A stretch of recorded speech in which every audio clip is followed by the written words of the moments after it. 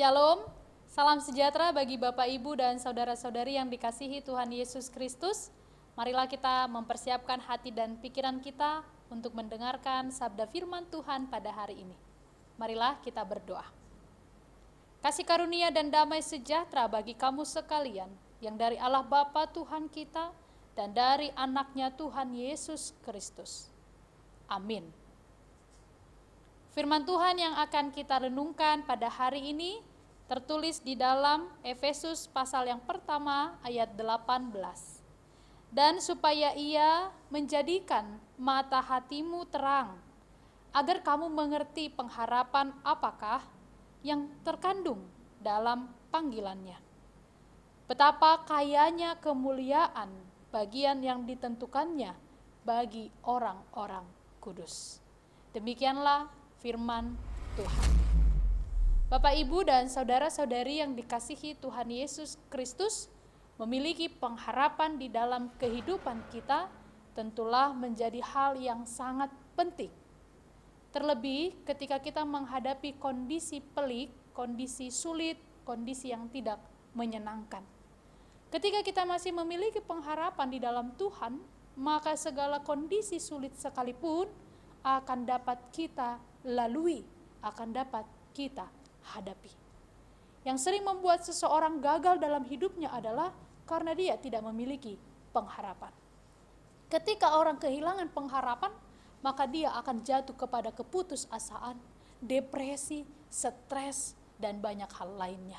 Atau bahkan berujung pada mengakhiri hidupnya. Di dalam khotbah hari ini, Paulus sedang memberikan sebuah penjelasan dan kesaksian iman di depan mahkamah besar ketika dia sedang diadili. Dia tidak gentar sedikit pun dengan kondisi yang sedang dia hadapi. Dia tidak merasa takut dan cemas sekalipun dia sedang menghadapi sebuah pengadilan yang besar di hadapan para mahkamah besar. Justru Paulus berkata, "Semoga mata hatimu terang." Ini ditunjukkan kepada orang-orang pada waktu itu yang sedang mengikuti, yang sedang ikut serta dalam pengadilan yang diberikan kepada Paulus. Dia berkata, "Semoga kamu mengerti. Semoga kamu mengerti pengharapan apakah yang terkandung dalam panggilannya." Dan dia bahkan menjelaskan dengan sangat tegas betapa kayanya kemuliaan bagian yang ditentukan bagi orang-orang kudus. Pengharapan dalam Tuhan, inilah yang disampaikan oleh Paulus. Bahkan dia tidak merasa kecut dan dia tidak merasa kecil hati ketika dia harus menerima ganjaran karena imannya kepada Tuhan, yaitu dia diadili dan mendapatkan hukuman. Bapak, Ibu, saudara-saudari yang dikasihi Tuhan Yesus Kristus, kondisi yang dialami oleh Paulus ini mungkin juga kita alami. Mungkin kita sedang tersesak, kita sedang ditimpa banyak persoalan. Di tengah pandemi COVID ini yang tak kunjung berakhir, kita mengalami derita. Sebagian dari keluarga kita sakit COVID, menimbulkan kekhawatiran kita. Atau sebagian daripada keluarga kita bahkan telah dipanggil Tuhan. Firman hari ini berkata, tetaplah memiliki pengharapan di dalam Dia. Kiranya mata hati kita menjadi terang, agar kita mengerti pengharapan apakah yang akan kita terima di dalam Tuhan. Percayalah, pengharapan memberi optimis yang tidak terbatas. Pengharapan memberikan sebuah kekuatan yang sangat luar biasa. Kalau saudara sedang mengalami kesesakan saat ini, hidupkanlah pengharapan kita di dalam Tuhan. Percayalah dan tataplah hari esok. Kemuliaan bersama dengan Tuhan lebih daripada penderitaan yang kita alami.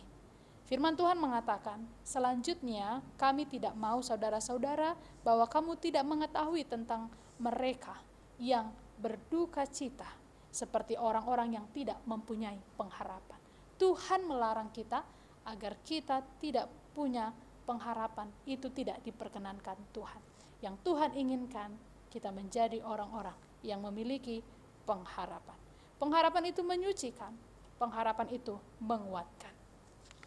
Saudara-saudari yang dikasihi Tuhan Yesus Kristus, kiranya kita semakin dikuatkan, dan nas ini ditutup dengan kata, betapa banyaknya kemuliaan bagian yang ditentukannya bagi orang-orang kudus. Selama kita percaya, selama kita memiliki pengharapan, selama kita beriman, dikatakan di dalam ayat ini, betapa kayanya kemuliaan bagian yang akan kita peroleh.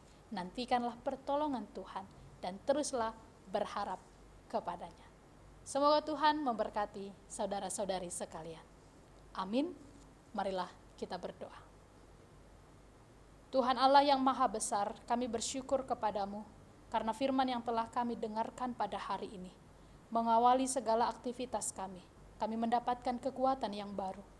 Kami harus senantiasa berpengharapan kepada Tuhan, bahkan tatkala hidup kami memberikan ketidakpastian. Kami percaya di dalam Tuhan selalu ada pertolongan yang pasti. Tuhan yang maha besar, kiranya Engkau berkenan memberkati kehidupan kami. Tatkala kami sedang mengalami kesusahan, hadirlah Engkau memberi kepada kami kekuatan. Bila banyak jemaat kami yang sedang sakit, kondisinya lemah, Tuhan berilah kesembuhan dan kekuatan. Kami tidak akan goyah, kami akan semakin tekun beribadah dan berdoa kepada Tuhan. Dengarkanlah doa kami ya Tuhan Allah, biarlah kami mengawali hari ini dengan sukacita, dan senantiasa hadirlah Engkau dalam kehidupan kami. Dalam Kristus Yesus kami berdoa dan mengucap syukur kepadamu. Anugerah dari Tuhan kita Yesus Kristus, kasih setia dari Allah Bapa, dan persekutuan dengan Roh Kudus menyertai kamu sekalian. Amin. Selamat beraktivitas untuk Bapak, Ibu, dan saudara-saudari yang dikasihi Tuhan Yesus Kristus. Salam sehat, Tuhan memberkati.